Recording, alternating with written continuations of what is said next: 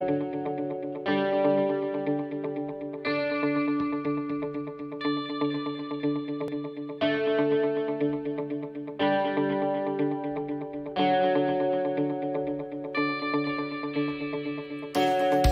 welcome back, everybody. It's time once again for another episode of Health Talks with Dr. Trin.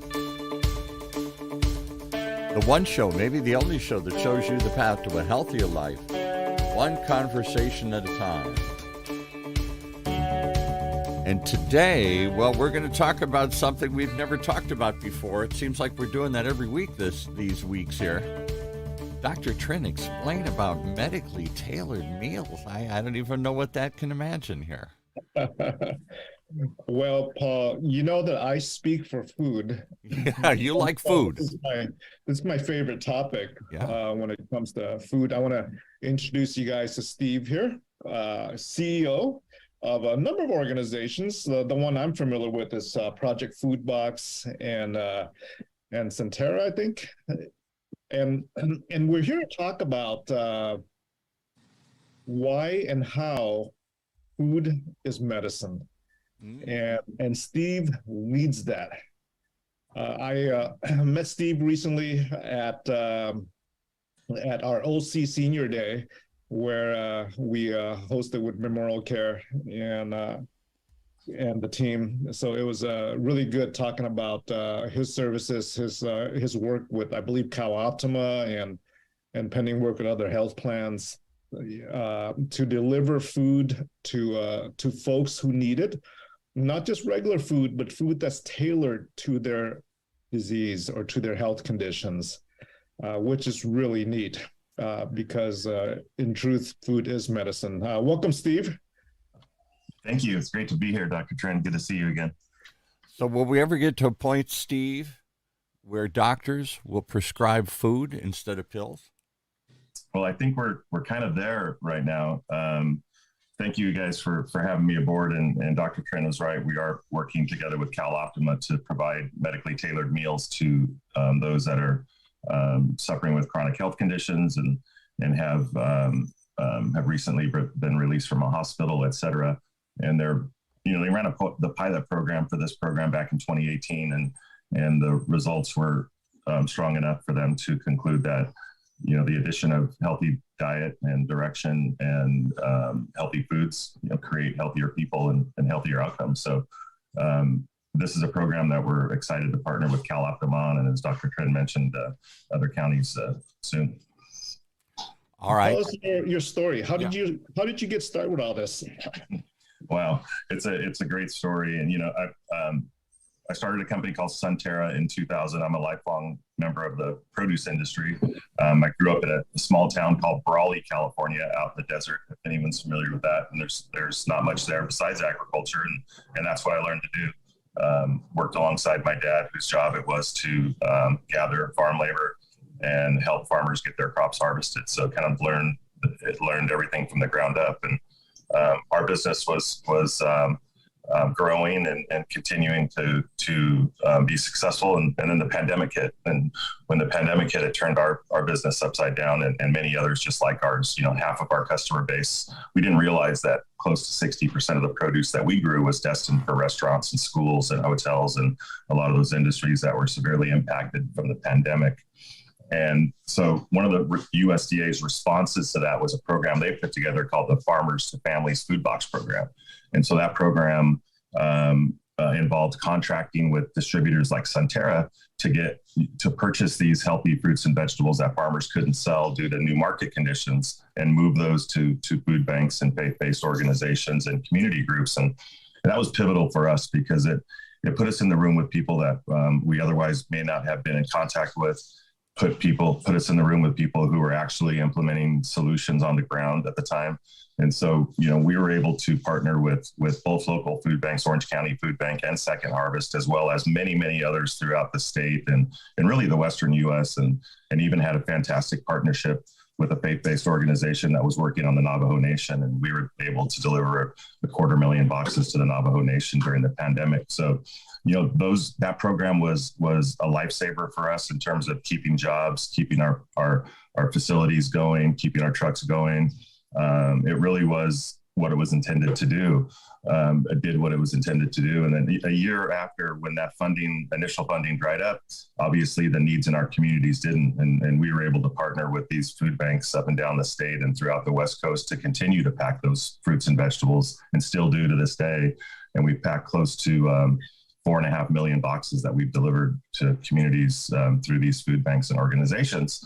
Wow. And I bring that background up to explain how we got even in the position where we were able to execute a food as medicine program. So when Cal Optima reached out to us, they were familiar with our ability to pack these fruits and vegetables and get them to food banks, but further challenged us with nutritional assessments and direction on the specific ingredients of the box, and eventually home delivery, all these components, which are very challenging in and of themselves. And we've been able to do that. And so we've been working in the community for the last maybe 6 or 8 months specifically on this program, and have delivered thousands of boxes directly to members, Medi-Cal members' doorsteps, with boxes that are custom built for their medical condition.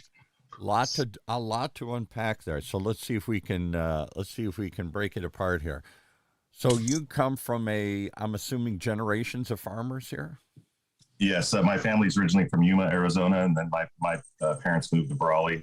And my dad was, we weren't the landowning kind of farmers. My dad worked and operated in a lot of businesses that were ancillary to the farming business. So service, whether it was fertilizer sales or transportation or labor contracting, things like that. So, but my family has been in the agricultural industry for as far back as we can count. And Brazeel, for those who don't know, I got to go look it up. Isn't it somewhere past Palm Springs? It's somewhere out in the Inland Empire there? So we're about 30 miles from the Mexican border, and about 50 miles from Yuma, Arizona, which is on the California-Arizona border. So heavily, right near the border, heavily agricultural. And yeah, that's where I'm from, small town. So that area out there, from all that kind of, I know there's a name for it, but that whole area out there, people don't go out there too often. There's nothing that tracks you out there. There's no Disneyland out there. There's no giant tourist attraction out there. It's all agriculture. Because I'm always marvel. I inherited a second home out in the Palm Springs area, and every time I drive out there, coming in, I'm going out towards Palm Springs. Coming in are truckloads after truckloads of, I see onions and all sorts of other crazy things. And I'm like, where are they coming from? They're coming from where you're talking about here, this area of California that grows all the fruits and vegetables.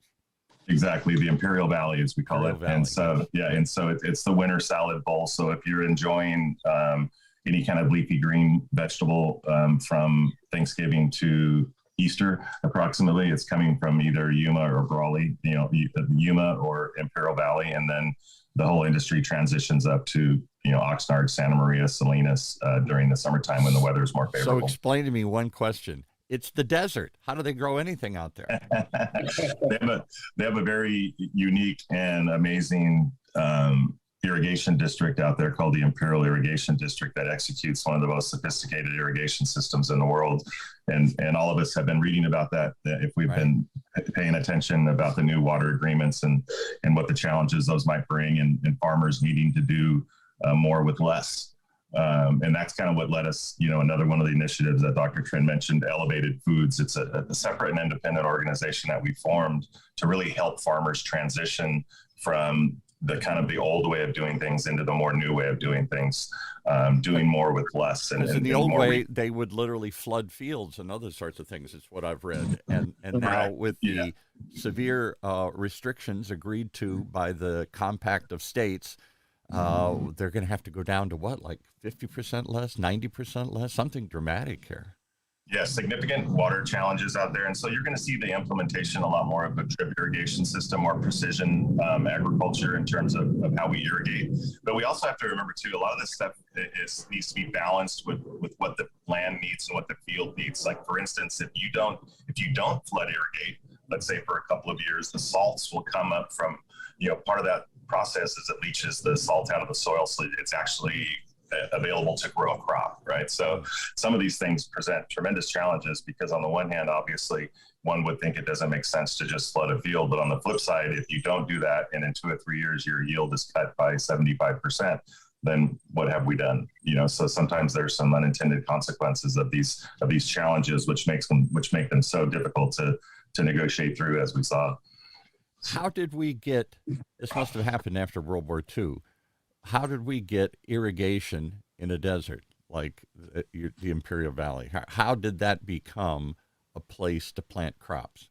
Right. So, I'm not super familiar with all the specific details, so I don't want to get too far out over my skis. Yeah. But I know that was an area of the country. The soil was rich and it was short of water. And at the time, I don't think people were thinking about what the water situation might be 150 years into the future or 100 years into the future, and just saw it as an awesome opportunity from a weather window to be able to grow crops at a time of the year where they just simply can't be grown other places.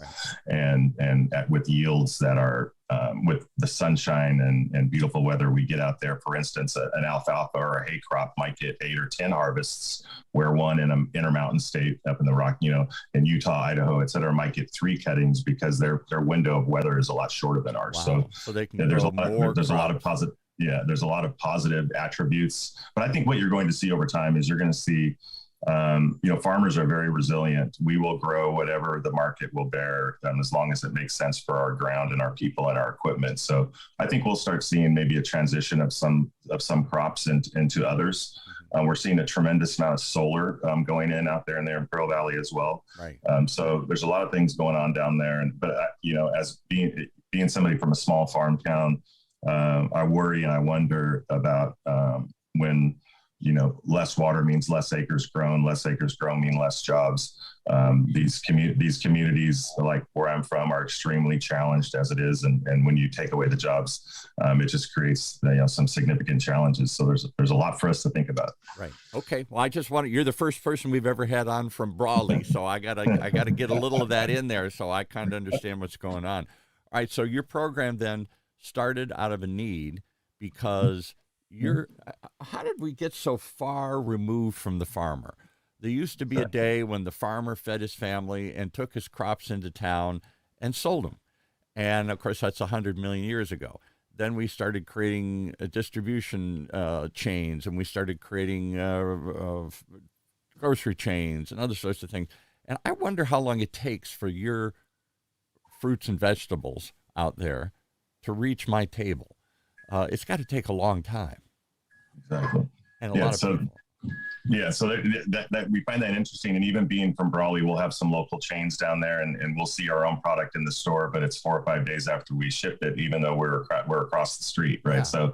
So in the interest of distribution efficiency, and in the era of consolidation, mass retail consolidation, we're seeing Albertsons and Kroger trying to combine now, which would create a massive organization. Yeah. And what that does is it creates a need to acquire produce for some of these chains at a mass scale, and it only allows them to work with a select few growers that have this sophistication and ability to deliver, let's say, 100 truckloads of watermelons to a particular chain store on a weekend, and not 1 or 2. So to your point, Paul, about the farmer feeding his family and loading up the pickup truck and bringing what's left over, those days are gone, because the efficiency, the sophistication it takes to sell a retailer like a Walmart or a Costco or a Kroger is beyond the scope of these smaller family farms that you're referring to. So to put the farmer in a place where he doesn't even know where this is going, and maybe he's a corporation now himself. He's got a giant operation, giant equipment, giant distribution, everything here. So he's like any producer. He's producing stuff into a supply chain. He may not even ultimately know where it's going anymore. He's selling to somebody who sells to somebody or moves it. I guess my point is, why suddenly come back and create a direct relationship with consumers like you're doing with CalOptima and you were doing with food banks? So I understand some of the economics. Walk me through that again. Why is the farmer suddenly stepping back in and selling the food directly to people here? Right. Well, because we're providing an opportunity for the first time in a long time. And I think you're right. I think, COVID, and actually it wasn't necessarily in the beginning of COVID. In the beginning of COVID, we saw the toilet paper and things like that. Right. And then, but when you start thinking about when freight prices started quadrupling and the supply chain really crippled, I think in the produce business, I think we were extremely efficient and fought our way through that. But I think the greater population came to realize that this is a lot more difficult than maybe we've been thinking it is and taking advantage of. We just assume when we order a salad, it pops up on our plate. Exactly. And I think that this pandemic and the following and resulting inflation around all the costs associated with it really shined a light on it and really kind of showed that, wow, we better pay attention to where our food is coming from. And that's why we created, Elevated 2 is really just to create that supply chain transparency. So to your point, these customers that we're selling to know that these are dedicated plants, know everything about those plants, know everything about the production schedule, really kind of link arms with suppliers to make sure that their supply chains aren't disrupted. So I think there's this, and I'm a father of 4 kids and they're aged 18 to 28. And my kids like to know where their food came from. Yeah. I grew up in an era where an apple was an apple and an orange was an orange and you just ate it and moved on. Now it is that a Cosmic Crisp apple? Is that a sugar bee apple? And they buy with their eyes, but they also buy a story too. They want to know that the farmer they're dealing with shares their values and the product that they're going to support accordingly. So you're right. I mean, this supply chain transparency that is becoming more prevalent is becoming critical to sell these major retailers because they've made promises to their shareholders, to their stakeholders, to the greater world of some of the things they're going to do, and now they need to lean on their supply chain partners to actually execute on the promises that they've committed to. And speaking of stories, what is the story behind going from growing your produce to now delivering medically tailored meals? Right. Wow. I mean, like when we first started conceiving of this concept, we thought, okay, we know we have a tremendous source of supply with growers all throughout the U.S. that we've developed over 30 years in business and access to virtually any type of fruit and vegetable and any kind of quality we wanted. So we felt really comfortable about the actual produce piece, actually making an awesome box and putting it together. The challenges around these kind of programs really become around the enrollment and education and ongoing support, right? So it's the outreach that we had to learn how to do. So being at a community, going to your event, Dr. Trin, doing interviews like this, I'm on Zoom calls probably, 20 or 30 a week, talking to different community groups, community organizations, hospitals, healthcare systems, et cetera. And so really engaging with the population that we weren't super familiar with. And I think we're doing a really good job at that. And then I think the key piece too is this registered dietitian piece that is necessary for us to diagnose, if you will, and prescribe a box of fruits and vegetables that are specific to that member and really tailored to their likes and dislikes. Also, it's critical in my mind, to provide food to people that they're actually going to eat. And so there's a radical idea. We can tell you exactly. all the things you should eat, but how about stuff you will eat? Right. And then so there's some education that we're excited to start working on around, items like cauliflower or Brussels sprouts or, items that would typically be out of the reach of this population who might not be interested in paying $8 for a head of cauliflower, but would enjoy trying it if they knew some innovative ways that they could enjoy it. I always joke that my wife has a great way of fooling me into mashed potatoes and I eat them. And then she goes, that was cauliflower. And I was like, okay, so there's some interesting ways to do that. So when we started puzzling this thing together, we thought, okay, we can do the community outreach, which is necessary. We feel confident. We've been working with community groups since the pandemic during that box program. So that was very helpful. And then we knew we could work with the RDNs because we had already identified several that were that I'd known from other things that I'd done. And so we're able to delivering it to someone's doorstep and utilizing what we're going to deliver to into one system that then spits out the most efficient route for each one of those delivery vans, like those types of things. Are we going to see a shortening of the supply chain? Is this maybe one of the unintended consequences of COVID, where you're going to see more direct farm to table programs or getting food faster? That was supposedly Walmart's claim for their food stores, is that somehow they didn't all go to some distant distribution center and then come back to the store somehow they got it to the store faster. I don't know if that's true or not, but that was the claim. Yeah, I think the direct to the consumer model will only expand to grow as growers get more creative with how they market their products, and people get more familiar with ordering those items. That's exactly what we're doing. We feel that with this program, we're providing and creating an alternate supply chain that did not exist before. And so the exciting thing about it is when we've been working with growers directly, and as you might imagine, sometimes you go to the store and the produce is packaged in these beautiful packaging with all kinds of colors and excitement. And that all costs money, right, to put it in that beautiful package. Oftentimes the packaging rivals the cost of the product. Wow. And so when we're able to work closely with farmers to identify the items we want to buy and eliminate all that redundant packaging, not only does it eliminate just unnecessary packaging, but it drives costs out of the system. And so we're able to work directly with farmers to access the crops at their field level, bring it into our central facility where we get it packed and distributed out. Really cuts out 2 or 3 pieces of the supply chain. And I was referring to that story about, going to a local store in Brazeel and seeing my produce but a week old. What happened? We did a little bit of research and we loaded a truck, like let's say on a Monday, it got up to a distribution center in Los Angeles on Wednesday, sat around there for a couple of days, and then went on another truck that was fully mixed with items back down to Brazeel to some of their stores. And it was like, wow, there's got to be a better way. And so, this improvement and kind of, driving efficiencies through the supply chain, I think is something that we're really seeing and really excited with this program with Medi-Cal, which is a Cal-AIM initiative, which means it's statewide. So there's 58 counties in California. Every one of these counties is eligible to roll out one of these, food as medicine programs. Typically, a lot of these programs utilize prepared food, microwavable food, frozen food, which are really awesome for those folks who maybe don't have the ability or desire to break down fresh fruits and vegetables and eat them.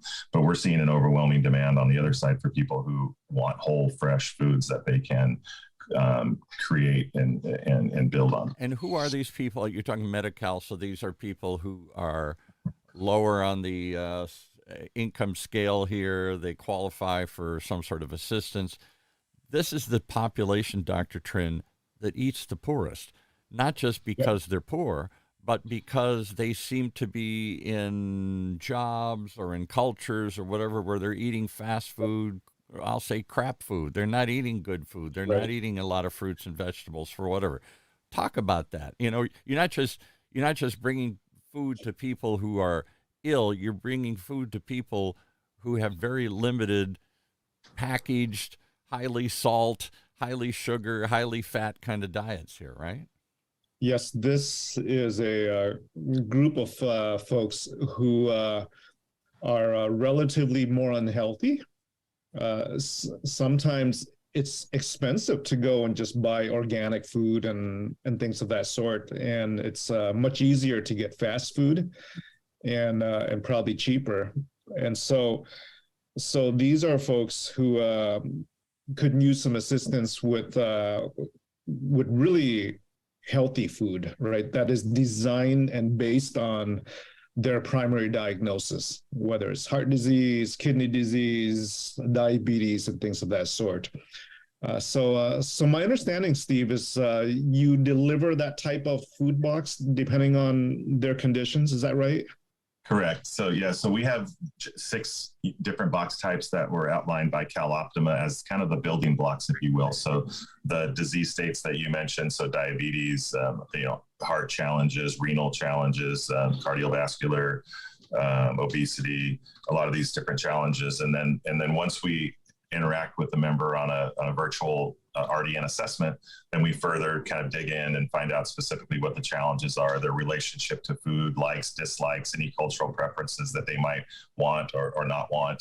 And then we further customize the box to specifically meet their individual needs. So no 2 boxes are the same. Every week it changes due to seasonality and freshness and availability, and delivered every week directly to their doorstep. And when we're starting to see what's really great about this program is after the initial 12-week delivery cycle, then we do a second nutritional assessment.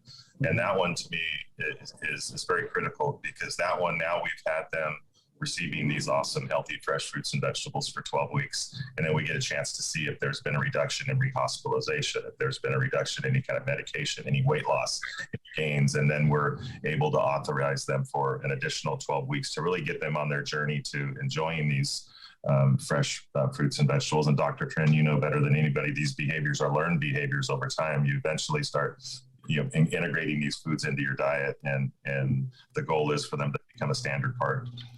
So let's talk about that for 1 second here. We've had on, not this program, but on our station, I don't know if you guys are familiar with, I think we should get him on this show, a chef named Bill Bracken. He was a chef at like the Four Seasons in Beverly Hills. He got laid off, and rather than go work for another fancy thing, he said he's going to buy a food truck and he's going to feed the homeless. And so he went to his friends at hotels and places and stuff and started collecting stuff.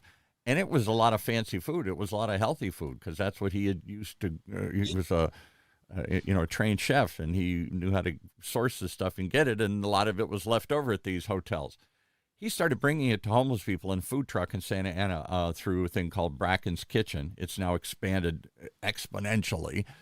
But he found that the food he brought them, which was healthy and tasty, they turned up their nose because they'd never seen cauliflower. They'd never seen stuff that he was bringing them. And he was like, what do you mean? This is great food. It's great for you and it tastes great. And people were, well, I don't know. Where's the Fritos? Where's the Twinkies? Where's the meat and potato that I'm used to eating here? Talk about that, Dr. Trent. It's not just getting people food, it's getting them to eat it. Absolutely. That's where the education comes in. And letting them know that that this type of food will improve their health condition or stabilize it, reduce the risks of them heading back to the ER or hospital. And folks with kidney issues may not know that they shouldn't eat a lot of potassium in their food, and what food has potassium and what doesn't, right?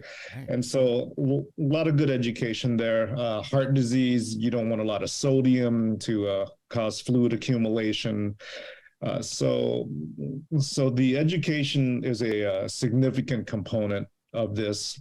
And once folks realize that food is their medicine and that they feel better and that they've lost weight and they get their health benefits, then it really encourages them to continue in that route with the diet. Because many of these impoverished communities or these immigrant communities, they grew up eating not healthy stuff, fried food, fast food, lots of sugar in their food, lots of salt in their food.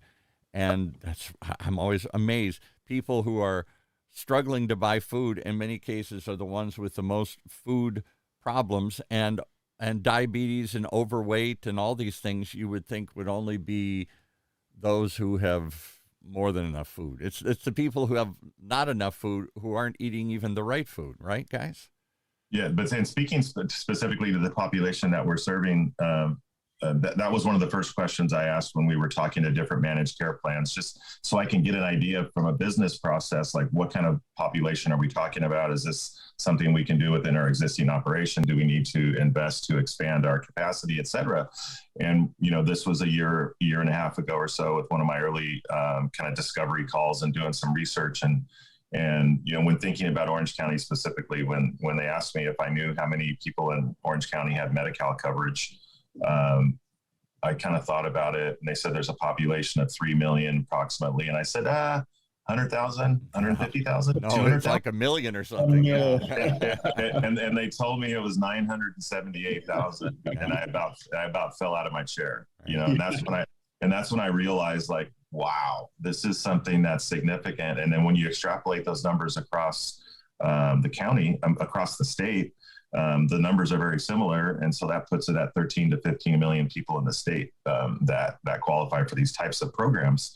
And then specifically when I look at Imperial County, my hometown, it's north of 50%, 60% of the population has Medi-Cal coverage. So there's a significant amount of people. And to the points that we've discussed, there's no shortage of fresh fruits and vegetables. There's plenty of fresh fruits and vegetables of all different types, sizes, varieties. It's just a will to make it happen and to get it to the people who need it the most. So how do you get them educated about the benefit of this? Is it Cal Optima's? Is it the doctor? Is it your program? Who's who's telling people the benefit of eating these foods?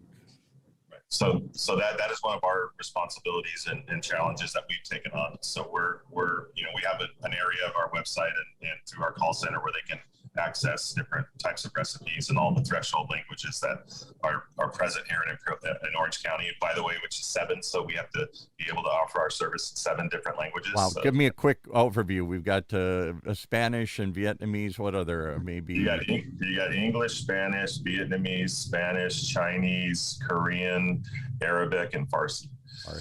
And so, there's significant different language challenges that we have here. But you're right, it's the educational piece, and we're really starting to look at how we beef that up through our reauthorization process. Right, once we have these folks on the phone, we can ask them any myriad of questions that would help us better understand their health and how what their relationship with food is and kind of what that looks like. So, this being able to communicate with the membership has been probably the most rewarding part of this program, because we really get to interact on a personal level with every single one of these members. I always like to say, if you have a free type of a benefit, people don't just come running and sign up and no questions asked. They want to know what this program is, what's it all about, who's running it, where's the food coming from. Right. They have all the same questions that you and I would have when we source our food. And we're so proud to be able to tell them that we're working directly with farmers to bring this. And I really find this really at the gist of it, which really gets me excited about it. And you very seldom see big farm groups in alignment with social services type groups or those types of things. They just don't operate in the same circles. And to be able to see a program that really addresses tremendous challenges that farmers are facing in producing crops that they can make a profit on and keep their businesses sustainable, and to actually have them to participate and be part of the solution to our community's health challenges is, I think, an awesome opportunity to tie these two groups together. To, as we mentioned earlier, that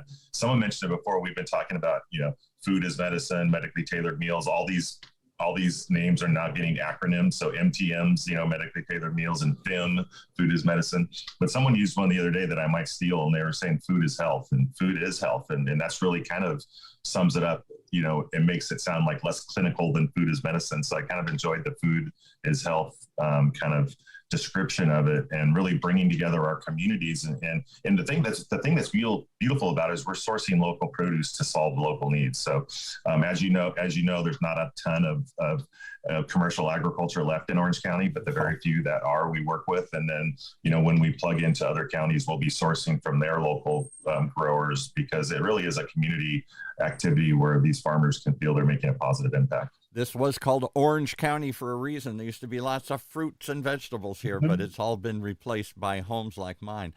All right, so walk me through the mechanics of how do I get this food? Who pays for it? How often do I get it?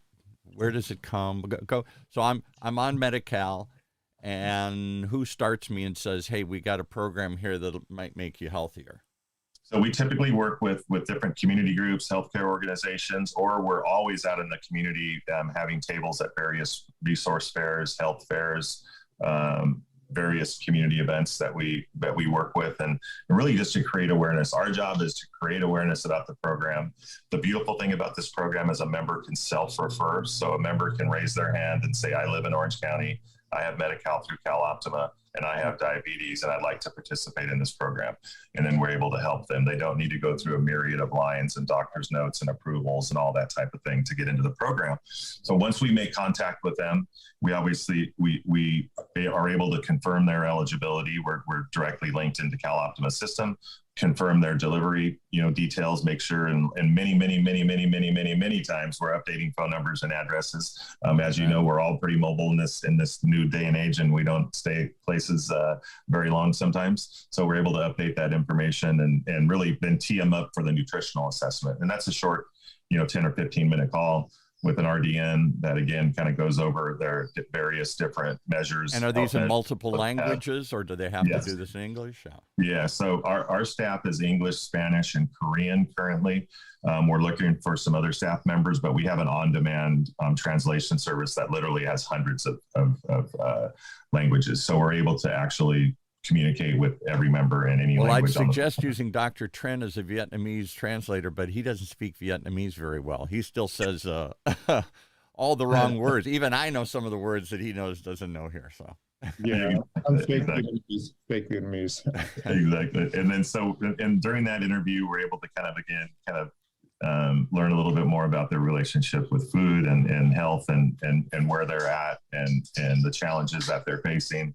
And then from there, the registered dietitian will actually write up a nutritional assessment and create a recommendation for that member based upon their chronic health conditions. And then we get authorization at that point from CalOptima to say, yes, Mrs. Smith is in our system, hereby confirmed. Go ahead and deliver them 12 boxes a week, 12 boxes during this 12-week period. And then we get to work and get it delivered. So it's a weekly box. And walk me through. I'll get a typical box. Let's say she has diabetes, for example. What would I expect to get inside that box? Right. So our boxes are 15 to 18 pounds of fresh fruits and vegetables. And our RDN has been able to really kind of simplify it for us by categorizing. So like in the diabetes category, there might be 40 or 50 vegetables that are acceptable to go in that box.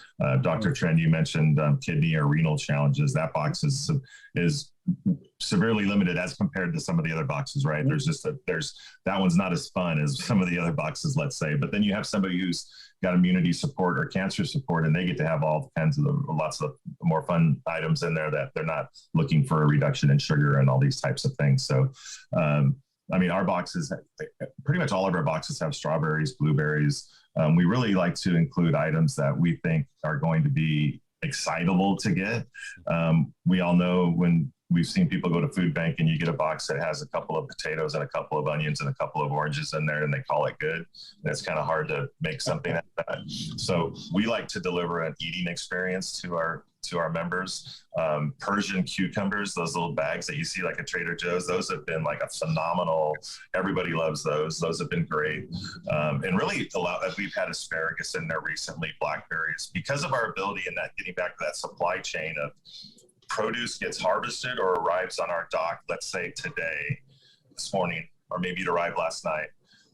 It'll be packed in a box today, and then tomorrow morning it's on someone's doorstep in Santa Ana. So it is faster than what a traditional retailer could get food. And how do they respond to Persian cucumber? I wonder if there's other, because I know there's all sorts of oddball stuff being grown. I call it oddball. It's oddball to me because I've never heard of it or seen it, but it's probably tasty. It's probably healthy. And I know there are farmers growing this stuff experimentally, trying to expand our palates and expand their products and all these things.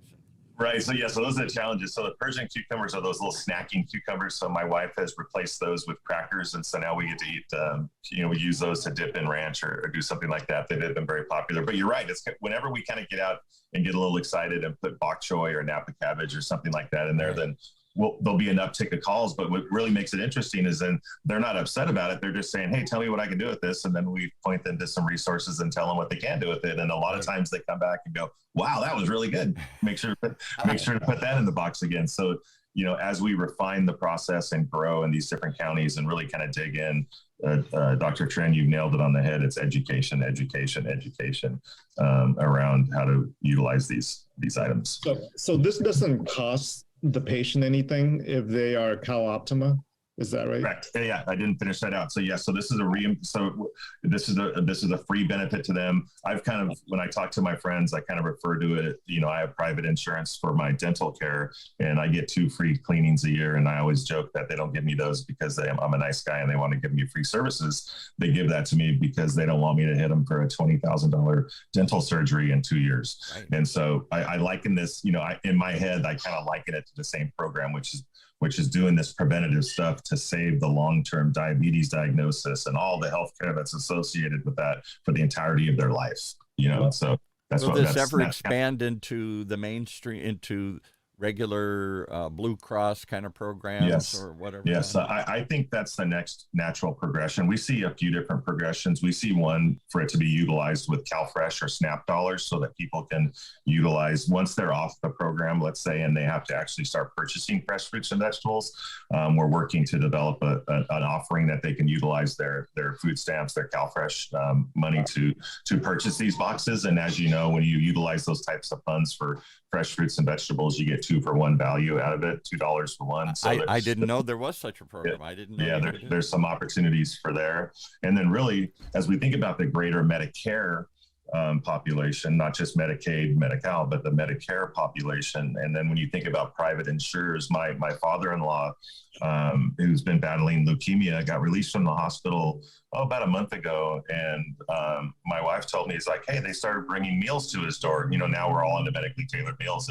And she was like, it was part of his, I think United Healthcare was his private insurer, had a great job with the water district for his whole life and one of those great insurance packages. And part of his benefit is, after you get released from a hospital, he gets 2 or 3 weeks of fresh meals delivered to their home. So we look at opportunities like that to go, how do we plug into the private insurers, private payers, as well as Medicare to go like, hey, this is a benefit that we could all offer. And now we're seeing these kind of bigger companies that employ thousands of people creating really unique benefits for their members, whether it's gym memberships and discounts at this or Starbucks gift cards or whatever they're trying to do to entice people these days. But we really see the medicine movement really permeating through all of these opportunities. And I'll say this too, this is a relatively new initiative because for the first time, states are able to use Medicaid dollars, which are the safety net insurance for low net individuals, to be utilized for the purchase of other things other than direct reimbursements for medical procedures. So for the first time, they're able to buy food, for instance, in our particular model. California led the charge on that, first state to do it, but there are 5 other states that currently have that same exemption. And it's my opinion that all or most will have that exemption over the next several years, which will open up the opportunity for Medicaid to start offering preventative services instead of only reactionary care. Many of them have these supplemental benefits, and some do include groceries as well as post-hospitalization food delivery and things of that sort. So it's actually a movement that's getting pretty popular. Right. And so in our travels to Sacramento, and we've had a chance to go to Washington, D.C. several times over the last several months, meeting with various elected officials and leaders kind of in this field. It's amazing to see the discussion is kind of around the art of the possible. Like, how can we do it? Let's think about and we're like, we're not thinking, we're doing out here. We're actually executing it in Orange County. And I truly believe that Orange County right now with its Cal Optima program with Project FoodBox is at the tip of the spear across the United States in terms of a fruit and vegetable based medically tailored meal program. We had the new CEO of Medi-Cal in Orange County. What's her name? I forgot her name here on one of our shows here a while ago. And we were talking about how they're trying to be innovative in creating new programs, not just reactionary programs. Right. And so that's part of the Cal AIM initiative. And so there's 14 new community supports that are outlined. A lot of them are revolved around homelessness, rehoming people, those types of resources. Rehoming people. What does Medi-Cal have to do with helping you get a home? Because if you're on the street, you're not healthy, and we're going to have to pay for it. Right. Exactly. And so like they call these things in lieu of services, which really makes a lot of sense. It's like you're paying for food in lieu of paying for medical bills for the next 30 years. So I think that's kind of the concept behind it. And one of those 14 new community supports was is medically tailored meals, and we were so fortunate for them to include that in there. And also I think that maybe we at Project FoodBox think about it a little bit differently than other people. We're from Orange County. This is a family-run business. We run it as such. We're proud of what we pack. We brand everything that we pack so people know how to get a hold of it, whether they like it or don't like it. Right. And we've kind of taken this, to a different. We're looking at it as a food system, not as like, oh, we need to get that box of food delivered to that person on next day and check the box and okay, now what do we do next? We really see this opportunity to introduce these phenomenally healthy foods to some of the populations that haven't had access to them. So the obvious question is, you're dealing with government, they want metrics, they want to know measuring. How did this thing work? How long you been doing it and how's it working? Yeah. And outcomes is the word that I learned. Every office I went to in Washington, D.C., they said, we need to know outcomes. And then what I came to learn what outcomes meant was, is this thing going to pay for itself or not? So that's really the reality of what we need to prove in our mind. We look at this like, again, micro investment over time and the providing of these healthy foods for a massive back end savings. It's easy to say that out loud, but to your point, data to prove that out, right? And particularly if you can alter their behavior. If I've been eating fast food, sodium food, sugar food, all the things Dr. Trinh preaches against, that's just the way I was raised. That's all I can afford. That's all I can find in my community, because a lot of healthier groceries and healthier restaurants don't exist in my community. It's the way I was raised. Now you're trying to just bend that curve a little bit here and teach them and introduce them about the benefits of food. That's where a micro investment can have a major payoff, I would think. Right, exactly right. And that's where we see that excitement. And again, creating customers at a young age, creating people who can develop that relationship with food and realize that food is fun, it tastes good, it's great, it can be good for you. And to your point, it doesn't have to be Cheetos and a Coke. It can be a banana and an apple, So how is it working? How long have you been doing it, and how is it working? Good. Okay, so we started, we contracted late last summer. We began outreach in October.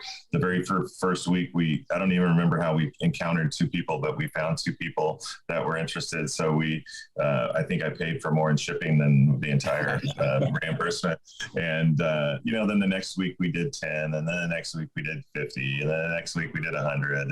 And we're up to several thousand per week now, up over 5,000 per week delivered directly to members' doorsteps. And super excited about, just creating this awareness. And now we're starting to get a little bit of that network effect of family members and friends going, wow, this is for real. And, sometimes we'll post some things on Facebook and 10 or 15% of the people will respond, is this real or is this a scam? Yeah. And so what we're also finding is that in this population, there are a lot of unsavory activities that some people try to pull to the scam, for lack of a better word. And so there's a lot of education that we have to go through to go, no, we're for real. We've been here 20 years. This benefit does sound too good to be true. But it's just one of those great opportunities that we'd love you to participate in. Is it too early to measure outcomes or to get any feedback? What kind of, do you have any anecdotal stories? Do you have any evidence? Yeah. What's working? Yeah. So we're actually meeting with some folks to share some of those outcomes. So our registered dietitian team has seen tremendous improvement in terms of the major metric is rehospitalizations or reduction of hospitalizations. So these are the types of people that utilize the hospital multiple times a month, like those kind of folks. And we're going to be able to, we don't have the evidence completely data put together yet, but there is some number like 97% of the people were not readmitted to the hospital over the last 3 months. Wow. And that might seem like normal for guys, people like us, but again, these are people that use the hospital weekly, typically, or whatever the case may be. They're old, they're sick, they got conditions that in and out of the hospital a lot, right? Yeah, and maybe not have the resources to have a primary care physician, so they use the emergency room as just kind of an ER or like a walk-in, So, and those are challenges that we're seeing. We've seen reductions in weight, we've seen reductions in medications, but to your point, those are that we're actually working with different academic institutions to really build some more robust studies around that, because for the longevity of these programs to continue and to grow, I think that we're going to need to provide compelling evidence to say, if we do this, we save that, it's been proven, here's the facts, and really kind of eliminate that doubt that we all know the answer. I think. You're talking to the king of testing, of measuring, of all this stuff. Dr. Trinh, that's what he spends his life doing here with all this medical research that he's doing here. So right. Is there a combination of what you're doing with Healthy Brain, Healthy Clinics, Dr. Trinh, and what they're trying to do, healthy food? Absolutely. Yeah, I would love to put together with you a Healthy Brain box. One of the most frequent readmissions to the hospital are patients with Alzheimer's, back and forth to the hospital all the time because of poor health in general and poor nutrition. And if your memory isn't bad, you're going to microwave what's convenient to eat, right? Rather than prepare that type of food that helps with the brain. And so I see lots of different opportunities here to grow. Are they with that. looking to expand the medically? I'm assuming Medi-Cal has a certain number of conditions they'll pay for.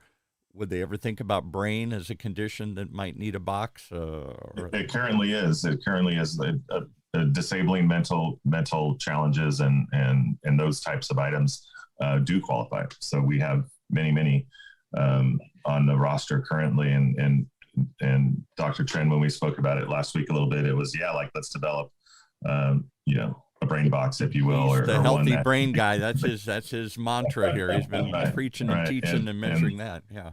Right. And then really kind of, get it down to where I see over time, like a tightening of the ingredients, like as we get better and smarter and we can get more and more targeted to get really specific to really to these health conditions. And I think those are going to be awesome opportunities going forward. Well, how do people reach you? How do they find you? How do they get on the program? Yeah, would they come to www.projectfoodbox.org.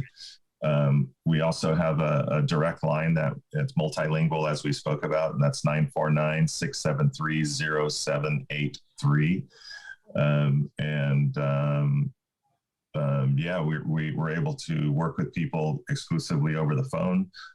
They can come in through the website to get entered into the queue.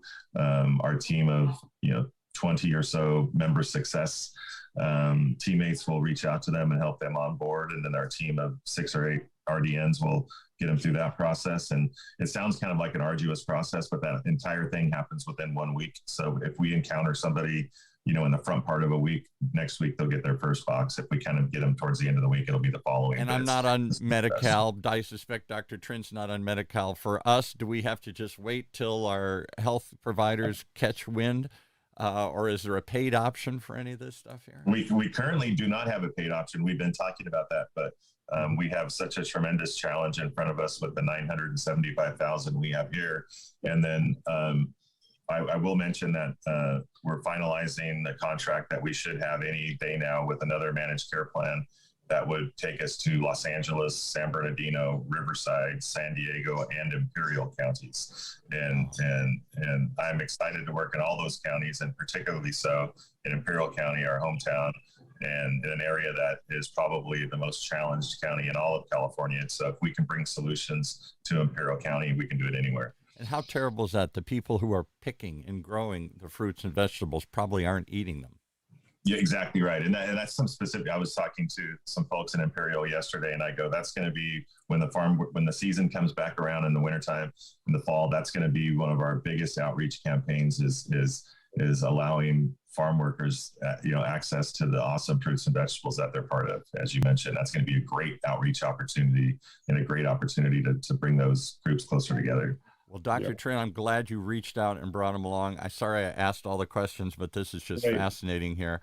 And my hat's off to you. Well, I don't want to take it off because my headphones will fly off here. But what a cool thing. What an interesting pivot. It started from a need. Farmers have produce. They can't get it to market. And what are we going to do? So we got to find a new outlet. And you said, maybe we can use this to heal people. How about that? How about using food as health?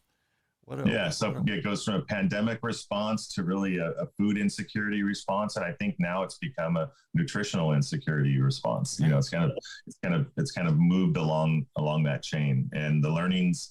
And I love seeing a concept of an idea that was grown out of an emergency program that was literally slapped together in a matter of days and weeks that taught the industry that something could be done, and through those learnings, something good came out of it, entrepreneurial, out of the situation that was really, kind of intended to just fill a gap. And to see how it's grown and expanded into this has been really fulfilling. Because that must be frustrating to know that there's food going to waste. There's food that they're growing that because of market conditions, they're plowing back under, or they're throwing it away, or they just can't, and it's rotting. And, oh my God, we grew this food. Who could use it? I don't know. I'm the grower. I've lost track of how to get it to the public here. Yeah. Right. And so we're able to come and help with that. And the kind of the stat on that we all quote is 30% of the produce that's grown never leaves the field. Wow. So that's a significant number that we can help. So if we can go create ancillary revenue streams for growers on that 30% they were throwing away, while at the same time positively impacting public health, who could argue with that? Who can argue with it? Not me. Congratulations. Stick around for 1 second after we end here, because I got another idea of a show you can go on here and talk about this and spread it here. So stick with us when we hang up. Dr. Trin, you've been quiet. What do you think of all this? No, I love it. It's what we've been preaching all along, that your food should be your medicine, that food should be health. And here's Steve making it happen with that. It sounds too good to be true, doesn't it, Dr. Trin? It does sound like, what's the catch here? Something's wrong with this here. I got to go investigate this, right? Yeah. Absolutely. No, this is great. Congratulations, Steve. Would love to continue chatting with you some more in the future and collaborating when you're back from your trips and all that. And we'll create a little brain box or something. We'll leave the happy box for later. That's a different box. Yeah, the happy meal. Brain box for now. Just create a happy meal that my grandson reached for instead of chicken McNuggets here. That might be a blessing in itself here. Right? Good stuff. All right, well, hang around because I want to give you one other idea off air, but one more reason. Take us out, Dr. Trin. All right, guys. Thanks so much. Thanks, Steve. Food is health. Food is medicine. Project FoodBox.org. Go check them out. And see you guys later. Thanks for coming. Thanks, guys.